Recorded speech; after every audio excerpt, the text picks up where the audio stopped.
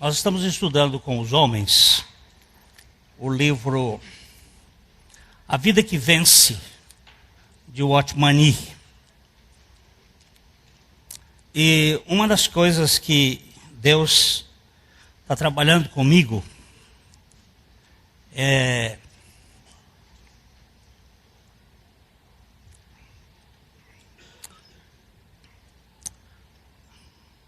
a glorificação nas fraquezas.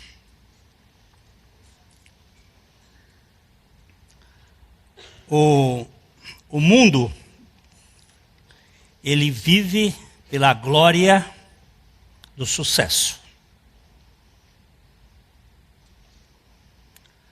Mas a contracultura do Evangelho trabalha no avesso da história. Paulo foi beneficiado.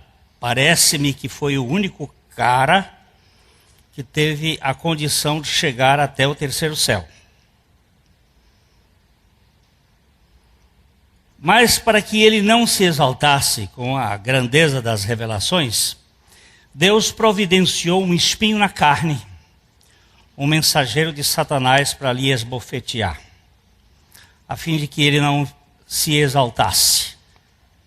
Por que você diz que foi Deus que providenciou? Porque se a coisa que Satanás quer que eu faça é que eu me exalte, que eu me orgulhe do meu sucesso e das coisas que eu faço. E creio eu que só a misericórdia de Deus poderia providenciar tal espeto para furar a bola inchada de Paulo, esvaziá-lo e mantê-lo no seu prumo, bem no pó. Mas esse homem faz uma das coisas que para mim é um contrassenso. E ontem nós estávamos conversando com o pessoal aqui da música e tal. Até a Carla disse assim, isso é um negócio tremendo que a gente não faz. Dá graças a Deus pelas nossas fraquezas. O mundo chora pela sua fraqueza. Quando uma pessoa fracassa, ele sai chorando. Quando ele no palco é ovacionado, ele sai vaidoso, né? Então, eu estava citando o George Miller, que diz que o sermão mais fraco que ele pregou em toda a sua vida e que ele considera como um fracasso foi aquele que Deus usou por mais de 30 anos com resultados na vida de pessoas. Então, o nosso Deus é contrassensual, porque Ele trabalha pela graça e pela fé. Então, o seu fracasso e o meu fracasso deveriam ser motivos de fazermos festa. Por que você está fazendo festa hoje? Porque eu fracassei e eu vou depender do Senhor. Eu vou depender da graça de Deus. Eu sempre, quando o Tuca, doutor Elias, recebe um telefonema meu, ele sabe que alguém está doente em casa. Porque eu nunca procuro ele por outra coisa a não ser pela fraqueza. Quando eu estou doente, eu ligo para o Tuca. Ô Tuca, o que você está... Ele já sabe. Quem é que está doente aí? É o Leozinho, é Thelma, é Glênio, é Carmita. Quem é que está doente? E ele deve se sentir muito honrado com isso. Porque eu o procuro na minha fraqueza. Sabe o que significa isso? Você procurar Deus na sua fraqueza? É você dizer, eu não tenho força, Senhor. Por isso que oração é a coisa mais difícil do mundo. Ninguém ora, ou pouca gente ora. Porque nós nos achamos capazes de fazer as coisas. E deveríamos correr para o braço do nosso Pai. Hoje de manhã nós vamos tratar um pouquinho sobre o poder prático do Evangelho. Vamos olhar aqui juntos esse texto. Romanos 1,16. De o Evangelho ou o quinto Evangelho. O Evangelho segundo Paulo. Romanos, uma carta evangélica. Vamos ler juntos? Pois não me envergonho do Evangelho, porque é o poder de Deus para a salvação de todo aquele que crê, primeiro do judeu e também do grego. O Evangelho não é assunto desconectado de Cristo. O Evangelho é a boa notícia da encarnação de Deus, da peregrinação de Deus entre nós, da crucificação de Deus. Opa! O livro está chegando? Está chegando. Saiu essa semana passada o livro de Moltmann, Jürgen Moltmann, O Deus Crucificado. Ele escreveu isso em 72, mas só está sendo traduzido agora, O Deus Crucificado. Não me envergonho do Evangelho, porque o Evangelho é o poder de Deus para a salvação de todo aquele que crê. Primeiro eu quero saber, você nasceu com fé e creu em Deus, ou você nasceu incrédulo? Esta é uma das questões que os humanistas dizem, que nós já nascemos com fé. Lázaro podia crer na ressurreição? Na ressuscitação, melhor dizendo. Lázaro podia crer? Por que ele não podia? Porque ele estava morto. E nós nascemos como espiritualmente? Mortos em delitos e pecados. Do ponto de vista de Deus, nenhuma pessoa pode crer. As crianças nascem ímpias. Alienam-se os ímpios desde a madre, andam errado desde que nasceram proferindo mentiras e têm peçonha de víboras debaixo das suas línguas. Salmos 58, versos 3 e 4. Todo nenenzinho que nasce nesse mundo nasce ímpio. E eu posso enfiar religião goela dentro dele e formar um hipócrita. Ou eu posso pregar a palavra de Deus e a palavra de Deus vai gerar fé.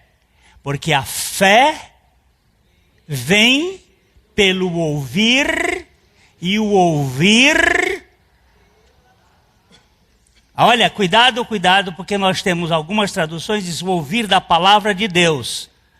Mas o que está no original é o ouvir a palavra de Cristo. Porque Jesus é o autor e o executivo da fé. Consumador da fé. No Velho Testamento não tinha fé? Tinha. Porque no Velho Testamento tem a manifestação de Cristo. E toda fé vem através de Javé Elohim. E Javé Elohim é Cristo, que depois se tornou Jesus. Cristo é a natureza divina. Jesus é a natureza humana. As duas encarnadas nos tornam a possibilidade do Deus homem Cristo Jesus. Cristo Jesus, que vai assim até a cruz. Na cruz ele morre como o último Adão e ressuscita como o segundo homem. O segundo homem é do céu. É Jesus Cristo. Cristo Jesus, Jesus Cristo. Jesus Cristo é homem, Deus. Cristo Jesus é Deus, homem. O autor da nossa fé é Jesus. Leia a Bíblia com cuidado e veja os nomes, porque as naturezas estão falando especificamente de missões em cada um. Mas quando eu fui crucificado com Cristo. Por isso, Jürgen Moltmann vai dizer o Deus crucificado.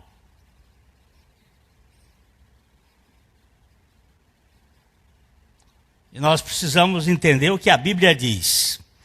Não me envergonho de quê? Do Evangelho, porque é o poder de Deus para quê?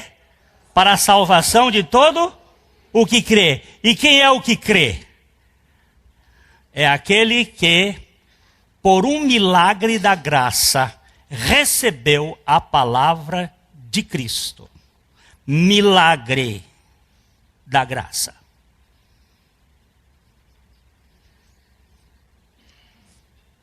É um milagre uma pessoa crer.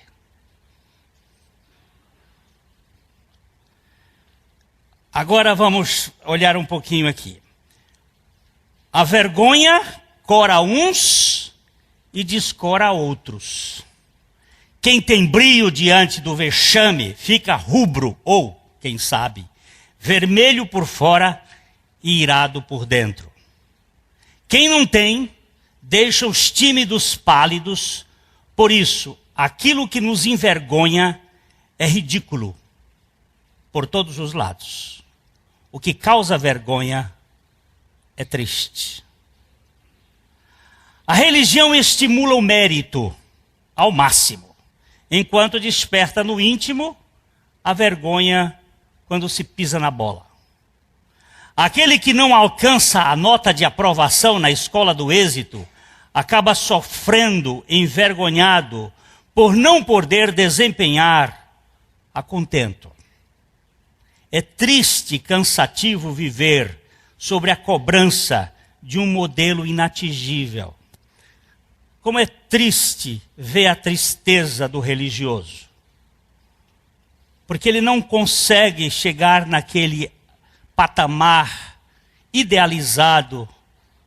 Ele vive sofrendo. Ele não se sente aceito, recebido, acolhido. Ele precisa fazer alguma coisa. Aquele jovem que apareceu, eu digo jovem, deve ter sido, que estava na festa das bodas com a roupa própria, não a roupa dada pelo dono da festa. E o dono da festa chegou e disse: quem é esse cara que está com roupa fora da roupa festival que eu dei? Tira ele da festa. Às vezes nós queremos ser originais, como Caim, que quis ser original e veio com seus próprios méritos. Deus não aceitou a oferta de Caim, porque a oferta de Caim saía do sacrifício. Era uma oferta do muque, do esforço. É aquilo que a religião propõe. E quando você não consegue alcançar, você é envergonhado.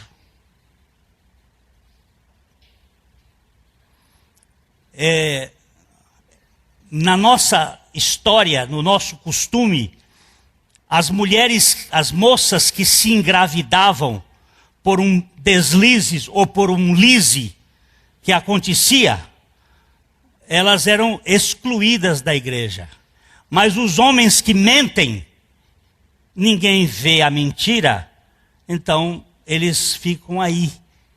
Aqueles que contam potoca, ficam por aí, muito bem, obrigado. Porque nós só julgamos pela aparência. Aqueles que mandam carta anônima, ficam aí. Ninguém viu. Por quê? Porque nossa religiosidade é sempre propondo o envergonhamento das pessoas. Mas o Evangelho não. Ele não é vergonha para mim e não envergonha o outro e tira a vergonha do outro. Ele não faz o que Cão fez.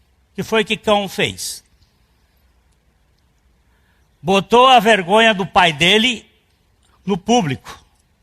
E o que foi que Sem e Jafé fizeram? Foram de ré, com uma capa, e não encobriram, eles cobriram. Encobrir é fazer de conta que não existe. Cobrir é dizer assim, a sua dívida é minha, eu pago. Espírito da graça. A vergonha também financia a hipocrisia pelos bastidores. As máscaras que usamos no dia a dia servem para esconder as cicatrizes da alma ou a nossa falta de aceitação. Usamos disfarces para não mostrar aquilo que nos desabona. Você conhece a minha vida? Você sabe quem eu sou de fato? Mas eu não me revelo a você, porque você não vai me aceitar. Eu revelo àquele que me aceita, ao Deus de toda graça, porque este não me expõe ao ridículo e à vergonha. Nunca ele vai fazer isso. Por que a igreja não é um lugar de terapia?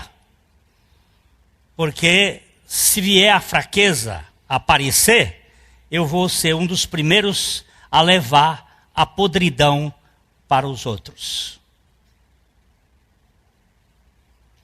Enquanto que o Evangelho, ele vai tratar a ferida podre e cuidar dela. Aquele homem foi pescar e a raia deu-lhe uma pancada na perna. E ele me disse, eu nunca passei uma dor tão grande na minha vida. E formou uma bicheira, uma ferida. Assim, quando eu cheguei lá no Mato Grosso, a perna dele, e ele já tinha andado por tudo quanto era médico naquela região de Campo Grande, e aquela bicheirona estava lá. Eu disse, já experimentou passar mel de abelha nesse negócio aí? Você tem diabetes? Ele disse, não. Já experimentou passar mel de abelha nesse negócio aí? Porque eu já vi dizer que açúcar mata como é que chama aquelas bichas? As bactérias, elas fazem uma hidrólise ali, arrebentam. Experimenta passar mel de abelha. E vim embora. Quando foi em janeiro, ele chegou aqui, levantou a perna e disse assim, sarou. Digo, engraçado, ficou boa, né, César? Sarou. Foi só o mel de abelha. Não vão agora se passar por conta, não. Aquilo foi eu não posso fazer isso, que é contra a medicina. Né? Mas aquilo foi na hora. Eu estou dizendo, passar uma coisa suave, doce, amorosa, cuidar aquela ferida. Alguém diz assim, não, passa mertiolate. Dói, arde. Dói, passa mel de... Por favor, usem isso como metáfora. E os médicos me perdoem por estar fazendo medicina impropriamente, viu? Vocês desculpem aí. Eu estou usando como figura do amor de Deus. O Evangelho não exige a performance do ego, uma vez que a única vida que vence é a de Cristo. Logo, esse modo de viver cristão se trata de uma vida substituída e nunca de uma existência desenvolvida a custo do esforço pessoal. Nada de mérito por aqui. Era um domingo à noite, terminávamos de pregar e sobe um cidadão nessa plataforma. Agarra-se comigo e grita no meu ouvido: para mim não tem jeito. Não tem jeito. E chora. Para que as pessoas não vissem o choro dele, eu quis me desvencilhar dele para entrar na escada, descer a escada abaixo. Mas ele não se desvencilhava, ele estava agarrado, trancado, seguro. E nós tivemos que descer os dois de banda aqui. E descemos até lá embaixo e ele ficou grudado. E ele disse: eu sou podre, eu sou nojento, eu sou hipócrita, eu sou sórdido, você sabe que eu sou.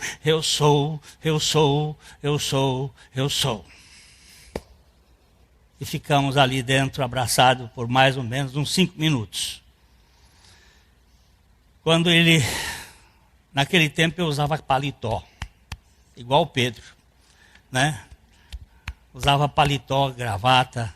O paletó foi numa segunda-feira para lavanderia, porque tinha melecado de catarro, de lágrima, de tudo. Aquilo estava assim, breado, né? Mas olha, foi a cura. Não precisei dizer nenhuma palavra, além de dizer para ele: teu pai te ama e tudo já foi consumado. Eu conheço o Evangelho. O Evangelho é lugar de cobrir a dor e curar a vergonha. O Evangelho é a boa notícia da nova aliança. Nova aliança significa que a velha caducou e não tem mais. Depois lê Hebreus. Tem gente querendo ressuscitar defunto. Nós temos agora uma nova ressurreição com um novo homem. Não é aquele velho, não. Aquilo acabou. É o assunto da graça. É o tema radical do sacrifício do Cordeiro de Deus, que promove a alforria e a aceitação do pecador. Tudo patrocinado pela morte e ressurreição de Cristo Jesus. No Evangelho não há espaço para vergonha. O fracassado é aceito pelos méritos de Cristo e nunca pelo seu sucesso pessoal. O falido teve a sua conta paga de modo cabal, bem como o débito perdoado de uma vez para sempre. A sua dívida não só foi quitada, como a sua responsabilidade por pagá-la ficou sem efeito. No reino da graça não há prestações a pagar, nem serviço de proteção ao crédito. É CEPROC?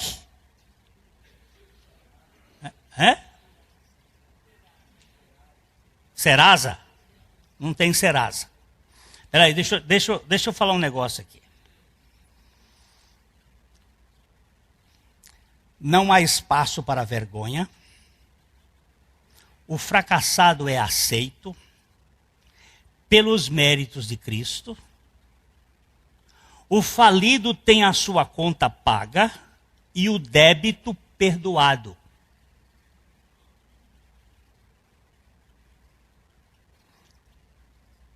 Marcos, eu devo uma conta no restaurante, não posso pagar.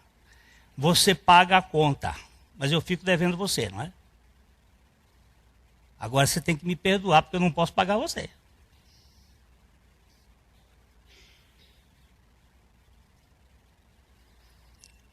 Cristo não só pagou a conta, como ele virou para o pai dele e disse: perdoa-lhes. A conta está paga, mas eles também não vão poder me pagar e estão perdoados. Dá para fazer festa, minha filha?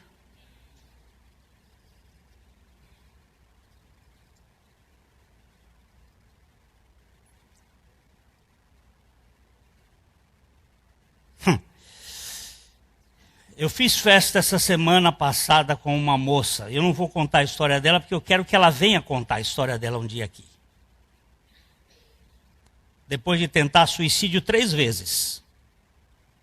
E ver o que é graça. porque foi abusada pelo avô, pelo tio e pelo pastor.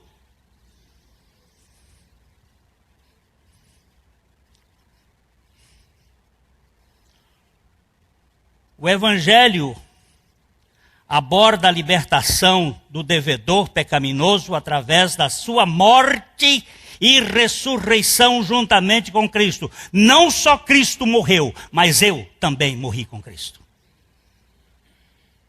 Trata-se de uma obra de poder descomunal e fora de série, pois mediante a graça, liberta o pecador de sua incredulidade, isto é, do pecado dos pecados, porque nós nascemos incrédulos, e assim o bastardo e endividado se torna aceito como filho legítimo. Eu era filho do diabo, agora sou filho de Deus. A semana passada houve uma semana teológica. Como é que é? Semana de atualização teológica. É um negócio assim. Aí me pediram para dar um testemunho lá sobre o livro Pegadas de Lobo na Porteira. Picareta, psicopata ou pastor? Que é a pergunta que um médico cirurgião plástico da cidade de Londrina me fez em 1999, quando um determinado líder religioso roubou 6 milhões de dólares da igreja dele, mandou para a Inglaterra, e depois esse cirurgião fez a plástica desse líder religioso. E eu entrava no hospital evangélico aqui em Londrina, e ele me virou para mim e disse: Paranaguá, aquilo é um picareta, um psicopata ou um pastor? E nós fomos tentar responder essa pergunta, e o ano passado esse livro foi publicado, esse ano, em janeiro, ele foi publicado. E foram me pedir para fazer uma exposição do livro nesse encontro teológico, semana teológica. Eu fui falar um pouquinho sobre o livro. Aí me pediram a Silvaninha, que é a secretária daqui da igreja. Cadê a Silvana? Está aqui? Não está. Silvana, pede o pastor para mandar o currículo dele. A Silvana chegou para mim e disse: Pastor, estão pedindo para mandar o seu currículo. Eu digo: diga assim, filho do diabo transformado em filho de Deus. Esse é meu currículo, é minha história. Ah, mas não serve este. Não quiseram botar lá. Aí veio o cara e disse assim: não, mas tem que dizer. Que título, meu amigo? Eu não compro na bolsa de valores. Não tenho título nenhum. Para com besteira. Você está achando que filho de Deus é pouca coisa? Nós queremos prestígio, honra, botar no peito uma medalha. Qual é a medalha? O apóstolo Paulo vê no Evangelho o poder de Deus. Para ele, esse poder se cristaliza na mensagem da cruz, que ele cita aqui, que nós vamos ler juntos em 1 Coríntios 1, 18. Certamente, a palavra da cruz é loucura para os que se perdem, mas para nós que somos salvos, o poder de Deus. Onde é que está o poder de Deus? Nessa palavra da cruz. É loucura, não é loucura? É loucura. Não é loucura, Carlinha? Eu perguntei para Carlinha ontem: você lava o prato para o Marcos ou para a glória de Deus? Ela diz: é para o Marcos. Ela foi sincera. Eu digo: é assim que nós estamos vivendo. A gente faz para os outros, não é para a glória de Deus. A gente faz para eles nos apreciarem. E ela virou e disse assim: isso aqui é loucura mesmo. Evangelho é loucura. Você está lavando o pé de alguém para ser visto? Não, é para a glória de Deus. Mesmo que ninguém veja. Aliás, você estava muito bonita no jornal essa semana, hein? Aliás, sempre você foi. Mas é para a glória de Deus? Vai lá. Vai lá. A salvação do pecador incrédulo é mediante a fé. E esta fé é um milagre da graça por meio da vida e obra de Cristo Jesus. Ninguém nasce neste mundo portando um mínimo de fé. E ela nos é dada pelo ouvir da palavra de Cristo e este crucificado. A fé é um dom de Deus. Pela graça sois salvos, por meio da fé. E isto não vem de vós, é dom de Deus. Não vem das obras, para que ninguém se glorie. Então, nós estávamos discutindo com os pastores lá no nosso grupo que a gente está procurando afinação e convergência numa concordância de um só propósito. Ter 7 pastores, cada um com culturas diferentes, para a gente afinar, leva tempo. Nós estamos buscando isso. O que não vem de vós é dom de Deus? Alguns dizem, o que não vem de vós é dom de Deus, é a fé. Outros dizem, é a graça. Mas tanto a graça como a fé são dons de Deus. Tudo é dom de Deus. Que tens tu que não tenhas recebido? A única coisa que você e eu podemos oferecer a Deus, que não é dom dele, que não foi dado por ele, são os nossos pecados. A sua inteligência é dom de Deus. A maior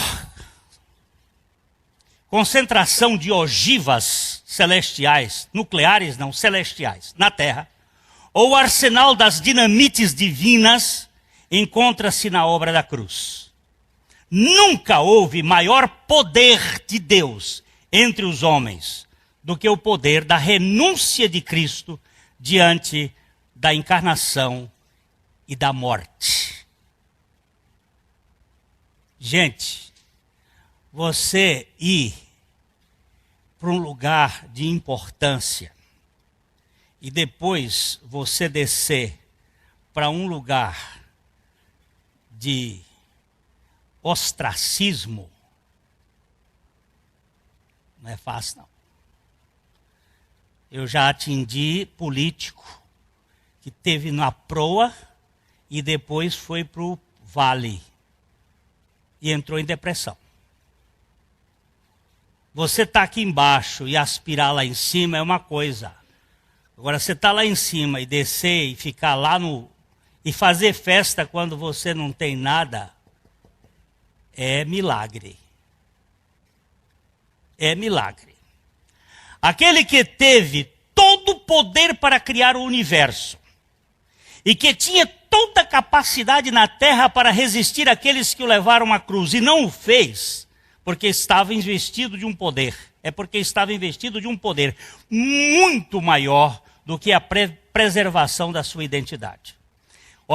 Olha, eu penso assim, Deus, o Pai, o Filho e o Espírito Santo, os três decidem criar o universo.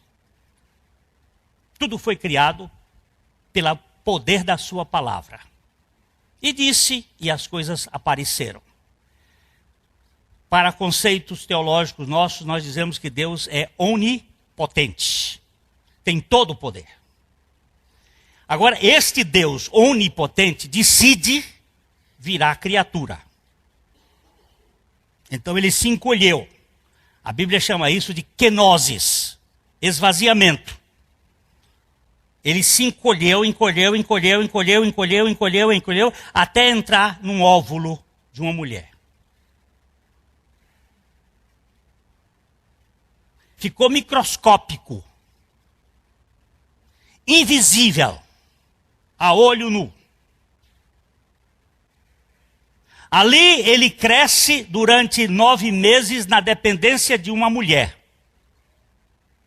Ali ele é parido e vive na dependência do seio da sua mãe. E por 30 anos ele vive num ostracismo total. Depois ele começa a manifestar e é rejeitado pelo seu povo. E é crucificado. E quando ele passa aquela hora lá no Getsemane, onde ele chora, lágrima, suor e sangue, que ele se rende à vontade do Pai,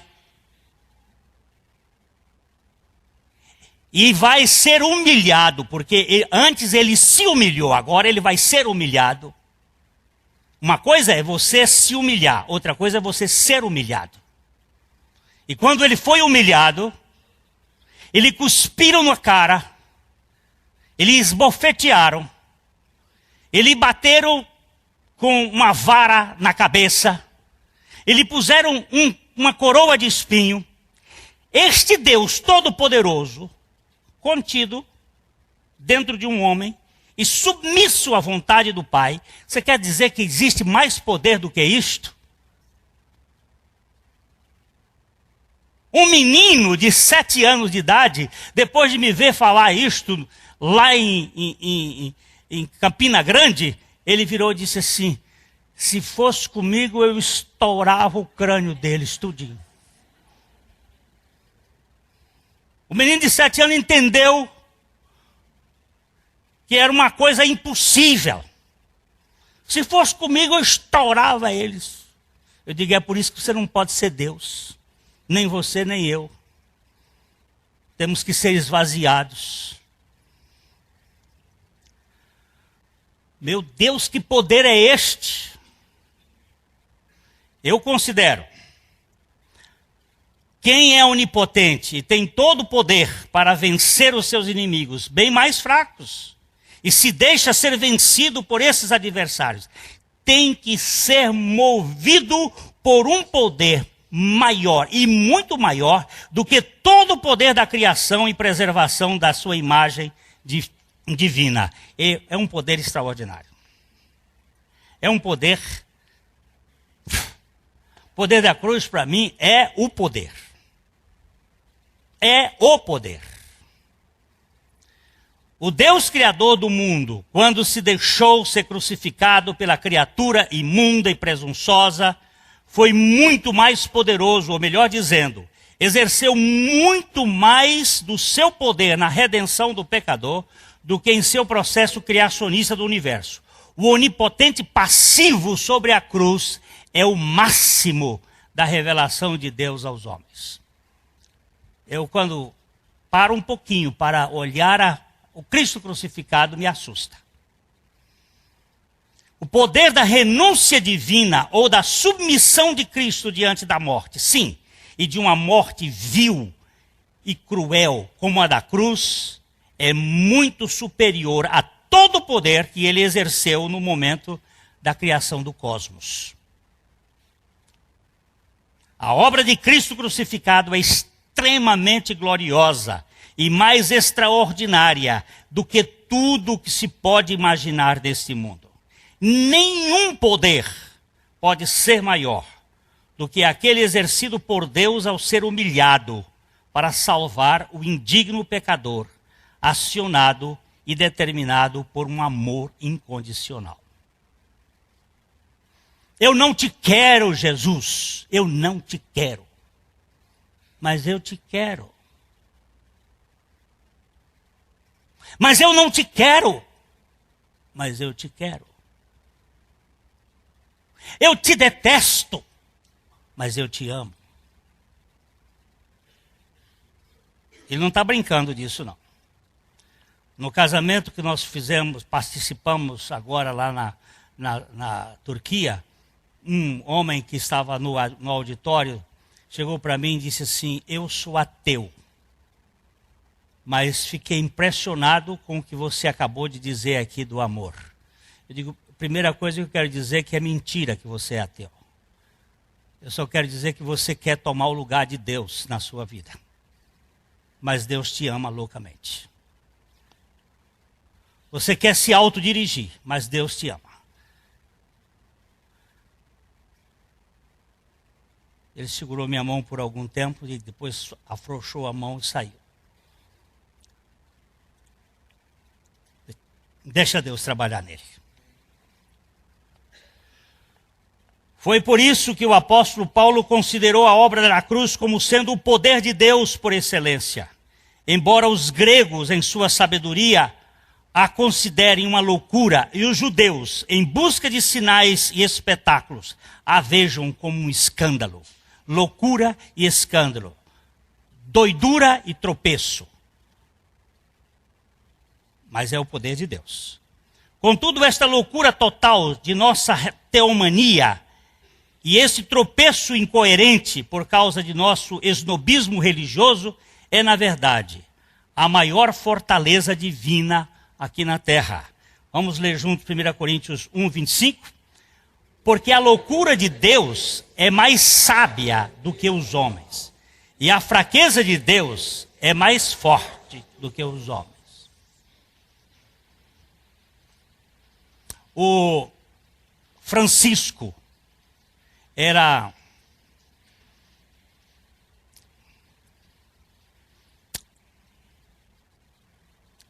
vigia de uma grande empresa, uma grande companhia no Rio de Janeiro. O dono daquela empresa era um homem prepotente. Francisco era um cristão. Um dia ele olhou para o Francisco e disse assim: você não consegue fazer o que eu faço.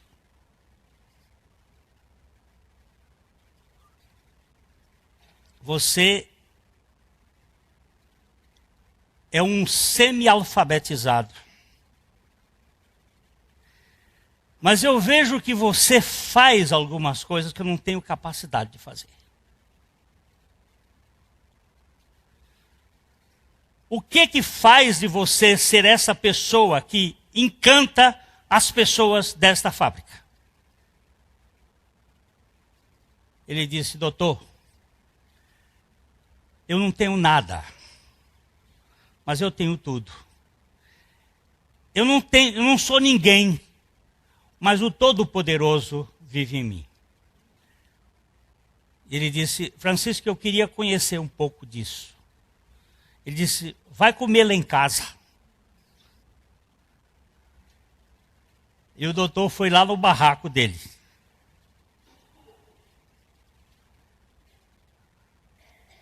A história termina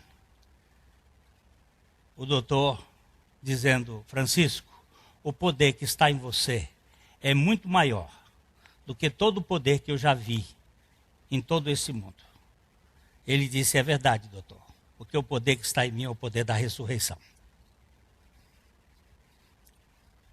Isso é muito pouco para a gente entender.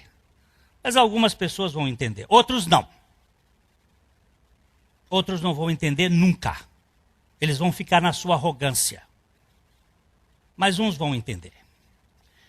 Deus, o Deus louco de amor e despido de qualquer arrogância, é capaz de revolucionar todo o sistema do poderio humano, instigado pelo veneno da serpente.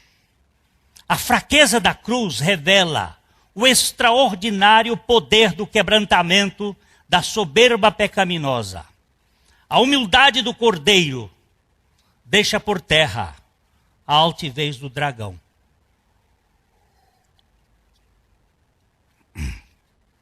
Os filmes modernos, os filmes que as crianças veem, é sempre o filme de um dragão, de umas feras saindo fogo pelo nariz, explodindo tudo quanto é coisa.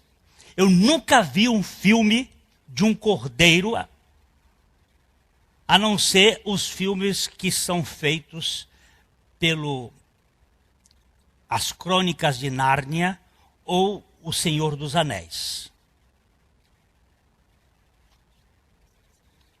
Hein? É. Tolbert e C.S. Lewis. O resto é tudo assim, os He-Man da vida, é o fogo saindo, os dragões. Mas eu queria ver quem é que vai fazer um do cordeiro sendo imolado pacificamente, naquela humildade, ver todos os animais, todos os 4 animais e os 24 anciãos tirando as suas coroas e depositando diante do cordeiro.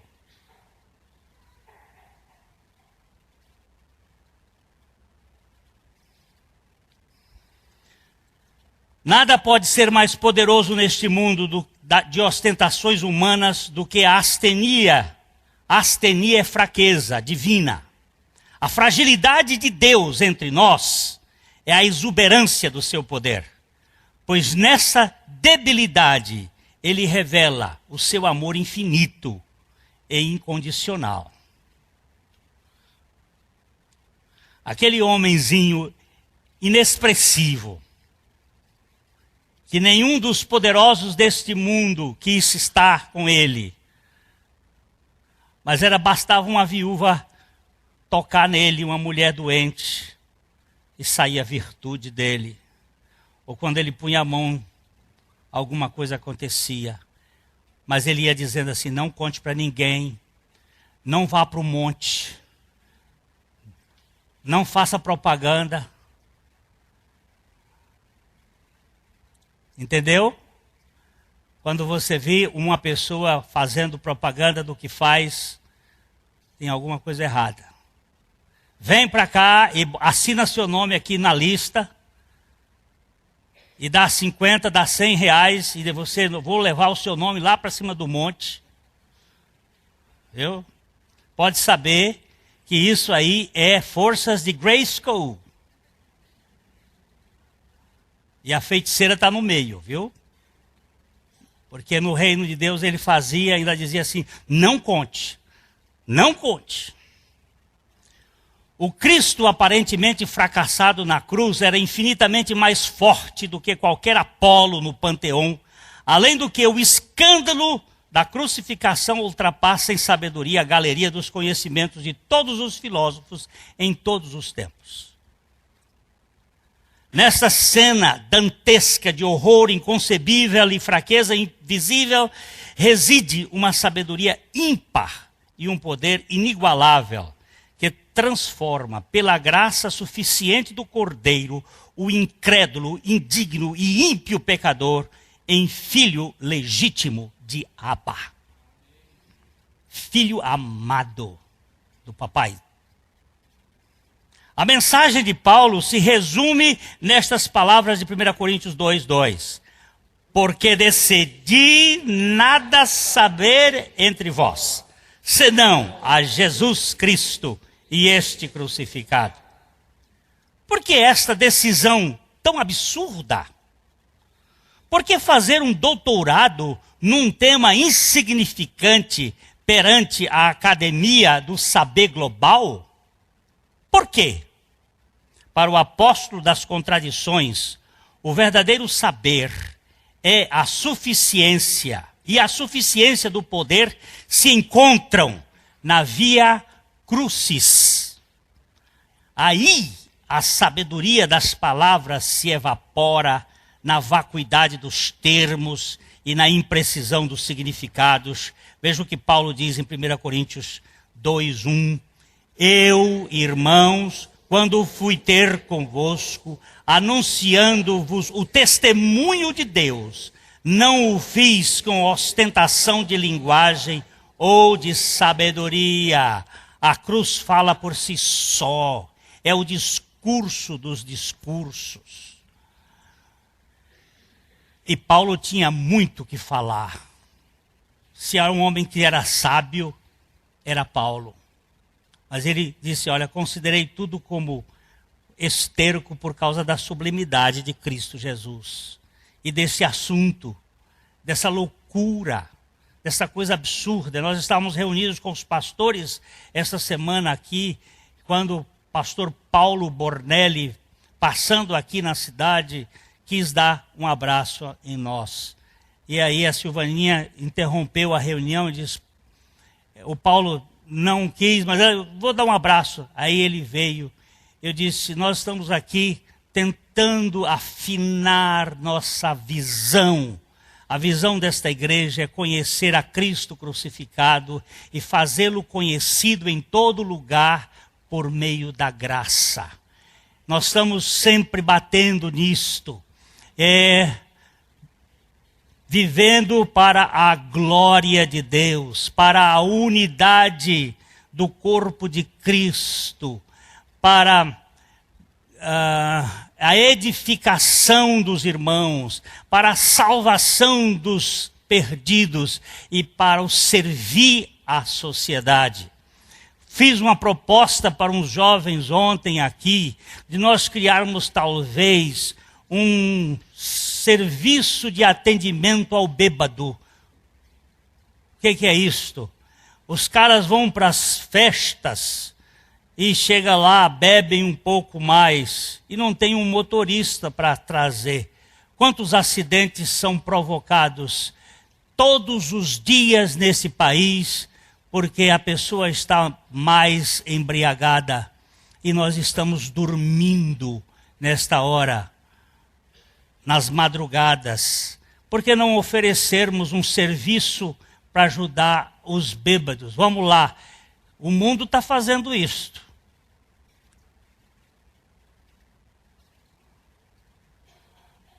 Vamos juntar uns 10 ou 12 de plantão, porque quando você sai da festa e tomou mais do que umas doses, você não está podendo dirigir.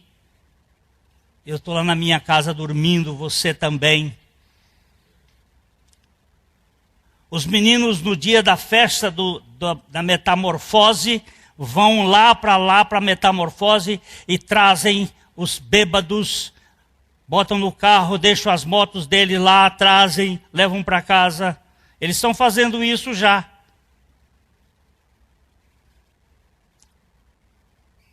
Um dos moços da nossa igreja aqui lutou com o cara que queria dirigir bêbado na moto. Ele foi, agarrou o cara você mesmo, tirou o cara de cima da moto, botou no carro dele, trouxe em casa, pegou a moto dele, levou lá e... O que é isso? É servir aquele que não está nem querendo ser servido. Mas quem foi que disse que a obra de Deus é para aquele que quer? É também para aquele que não quer. O poder do Evangelho não se encontra nos milagres, nem na exatidão hermenêutica, mesmo que estes possam ter alguma importância. Mas o poder do Evangelho reside no fato, no escândalo da cruz e na loucura da pregação de Cristo crucificado. Minha esposa estava ouvindo uma mensagem essa semana aí de um pastor na televisão, e de repente o pastor estava dizendo que os milagres de Jesus serviram para gerar fé. Mentira! Vendo os milagres que ele fizera, Jesus não confiou no coração deles, porque sabia o que era a natureza humana. Milagre não gera fé, milagre constata fato. Milagre é científico, é comprovação. Fé é pela palavra. A fé é mediante a palavra. Maria creu na palavra de Deus e ficou grávida pela palavra. Por isso ela é chamada de bem-aventurada. Mas ela não é mãe de Deus. Ela é mãe de Jesus. Deus não tem mãe.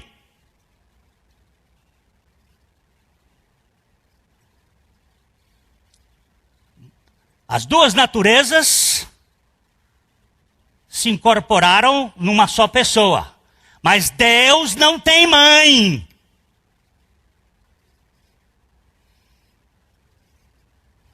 Essa invenção foi feita em 381 e confirmada em 1747. Mas ela não é bíblica. E essa semana eu já sofri. Por causa de um casamento. Onde colocaram Maria como mãe de Deus. Não, senhor, ela é mãe de Jesus. O Filho do homem. O Filho de Deus. O Cristo. Ele não tem mãe. Ele é eterno. Não confunda, vai dizer aqui, a abóbada celeste com a boba da celeste. Eu vou dizer isso aqui mais embaixo. Ninguém pode esgotar este conhecimento da crucificação de Cristo, nem exaurir o poder que emana dessa loucura escandalosa. A mensagem do Evangelho pode ser sempre a mesma, mas o seu poder é cada vez mais abrangente e transformador. Fico admirado quando ouço alguém dizer, eles só pregam a cruz. Quem me dera que eu fosse um desses pregadores que só pregasse Cristo crucificado. Oh, se eu pudesse pregar sempre e apenas a mesma verdade da cruz, eu seria certamente um dos pregadores mais bem-sucedidos do nosso planeta. Não tenho dúvida que Deus tenha misericórdia de nós. Para Paulo, tanto a proclamação da mensagem como o ensino mais poderoso do Evangelho se fundem na obra de Cristo, da cruz de Cristo. 1 Coríntios capítulo 2, versículo 6. Entretanto, expomos sabedoria entre os experimentados. Não, porém, a sabedoria deste século, nem dos poderosos desta época, que se reduzem a nada. Quando Paulo falou no capítulo 2 que ele expôs a sabedoria entre os experimentados, eu fui verificar qual era a sabedoria que Paulo foi falar para os experimentados. Comecei a catucar o texto e descobri que era a cruz. Porque se os poderosos deste mundo tivessem descoberto, não teriam crucificado o Senhor da glória. Essa é a sabedoria. A sabedoria do Cristo crucificado. Então, não só o keruxon ton logon, lembra-se? Não só o pregue a palavra da cruz, mas também o didaskalos. E o ensino tem que ser o ensino da cruz.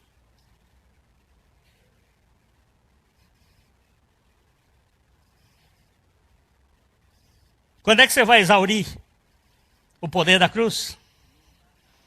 Quando é que você vai esgotar? Quando? Eu gosto de um velho hino que diz assim: a cruz ainda firme está, aleluia, para sempre firme ficará, aleluia. Antes da fundação do tempo, ela já existia. Depois da fundação dos tempos, ela continuará existindo. Não posso admitir que essa igreja fique aí pregando só isto. Vá você e essa turma comer capim. É o lugar melhor. Junto com Nabucodonosor. Você sabe por que eu estou dizendo isso?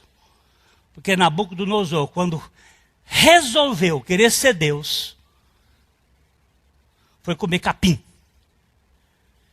Ainda bem que ele se arrependeu depois de 7 anos. Tem gente que não vai se arrepender. Professor Werner Gustavo von Krauledart, professor de Química no Rio de Janeiro.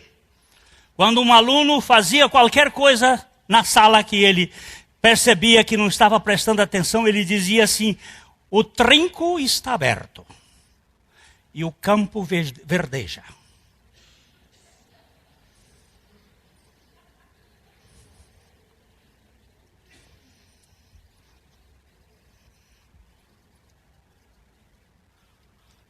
Vamos traduzir isso em latim. Vis aute sunt incipientiae moris, e lauten virgem in parce. Depois você vai traduzir. Isso é porque os eruditos que estão me ouvindo pela internet, eles fazem algumas críticas ególatras. Não há... Você sabe que a internet tem de tudo, né? Tem daqueles que recebem e tem daqueles que querem fazer espezinhação da obra da cruz. Mas ela é loucura mesmo. Ela é doidura. Mas é doidura que salva. Não há assunto mais profundo, meu irmão, poderoso e relevante do que a mensagem do Evangelho focalizado na morte e ressurreição de Cristo e em nossa morte e ressurreição com Cristo. Nada é mais poderoso do que o milagre da libertação do nosso ego egoísta, egocêntrico e ególatra. Mas aqui é como quem cava poço. Enquanto não chegarmos ao lençol d'água, não conhecemos na prática a realidade que nos satisfaz. Muitos até têm um saber intelectual do assunto, mas lhes falta a experiência. Uma coisa é saber, outra bem diferente é crer. E considerar-se morto para o pecado e vivo para Deus em Cristo Jesus. Eu sei que já passou do horário, mas eu vou contar uma historinha aqui e vou falar mais um pouco. Conforme dizia o professor Werner, a porta está aberta. Há uns anos atrás, nós temos uma propriedade no Piauí e precisávamos fazer um poço. E o meu sobrinho disse: tio, tem um técnico do sistema de investigação de solo do estado do Piauí que está vindo aqui e nós vamos fazer uma consulta. Tá bom.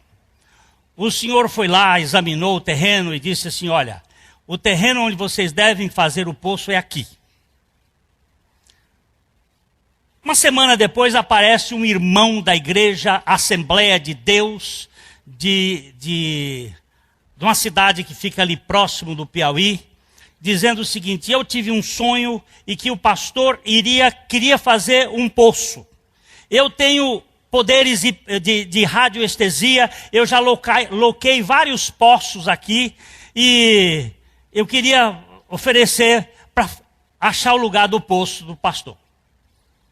O meu sobrinho me liga e diz: tio, estou aqui no impasse. Eu tenho um técnico que diz que é num lugar. E tem um irmãozinho que apareceu aqui dizendo que teve um sonho e que Deus mandou ele fazer esse negócio. Com quem eu fico? Com o irmãozinho.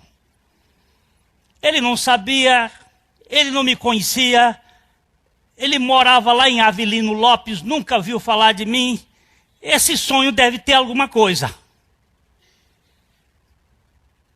O homem pegou aquela vareta e saiu num lugar a 500 metros do lugar que o técnico ficou. E agora ele chega e diz: tio, onde eu faço? No lugar que o irmão marcou. Só que cavar poço custa dinheiro. E se não der água, é dinheiro perdido. Cavaram 100 metros, não deu 1 metro de água. Tio, quem faz? Cava mais. Cavaram 3 metros. 3, eu ia dizer 3 é a mão do Lula que faz 3 assim. 3 do Lula assim. 3 metros. Sabe quanto deu? 14 mil litros hora. É o poço mais produtivo da região. Foi Deus que deu. Mas se ficasse nos 100 metros, não ia descobrir que tem água profunda. Mas 3, só 3, o veio d'água estava ali embaixo.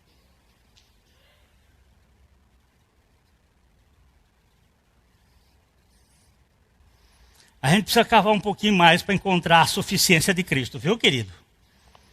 Como disse o apóstolo São Paulo, o saber incha, mas o amor edifica. Aquele que vive na dimensão do poder do evangelho experimental vivia pelo modelo do amor de Deus. Já ouvi certos indivíduos, inimigos da cruz de Cristo, pregando redondinho a mensagem certa da cruz. O discurso estava certíssimo, mas o curso da vida desembocava para o governo do ventre, como diz o apóstolo Paulo, ou seja, os desejos do ego. O poder do evangelho converte o incrédulo num crente em Cristo, o egoísta num gracioso e amável, o filho do diabo num filho de Deus, o religioso num liberto, o ensimesmado num dedicado e sempre serviçal, membro da família real, onde Cristo vive nele. Uma coisa é ser membro de um sistema religioso qualquer. Outra, totalmente diferente, é ser filho de Abba. Como costuma dizer um dos meus irmãos, não confunda a abóboda celeste com a abóbada celeste. São duas coisas diferentes. O poder do evangelho não me transforma num fanático religioso ou num preconceituoso sectário que se preocupa com detalhes do legalismo humanista, mas num filho de Deus que ama, que perdoa, que acolhe os diferentes com o amor de Cristo Jesus. Minha esposa foi fazer o cabelo essa semana num restaurante.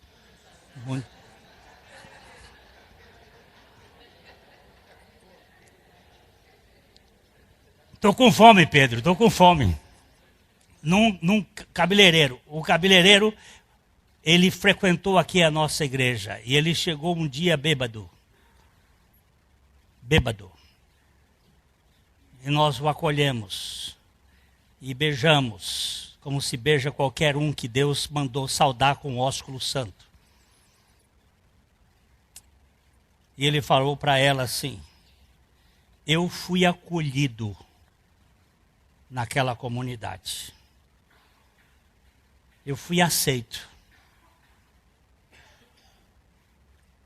Lá eu encontrei afeto.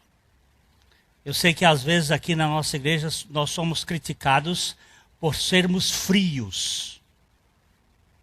Saia do seu lugar de conforto e de comodidade e toque naqueles que Deus ama. Mas Glenn, eu nem sei quem é o membro da igreja, toque sem saber mesmo. Toque nele que Deus sabe. O poder do evangelho não me transforma assim. O poder do evangelho nos salva de nós mesmos, de nosso egoísmo desenfreado, e nos transforma em expressões da vida de Cristo vivendo em nós. Mas tudo isso, meus amados e queridos irmãos, unicamente pela graça, aleluia, aleluia, aleluia, e amém, porque Deus ama a gente. Ama a gente.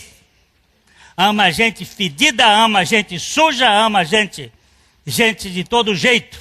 E agora nós vamos para esse momento precioso, lembrar que aquela morte dele foi compartilhada, que ele tinha um amor louco, louco, louco por gente que morreu levando no seu corpo os nossos pecados, todos.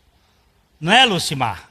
Todos, os seus, os meus, todos, levando ali, nos levando a morrer com ele, para que nós não sejamos mais nada. A mensagem que você acabou de assistir faz parte do Ministério de Comunicação Palavra da Cruz. Temos um grande acervo de estudos bíblicos em áudio e vídeo. Distribuímos também gratuitamente o jornal mensal Palavra da Cruz.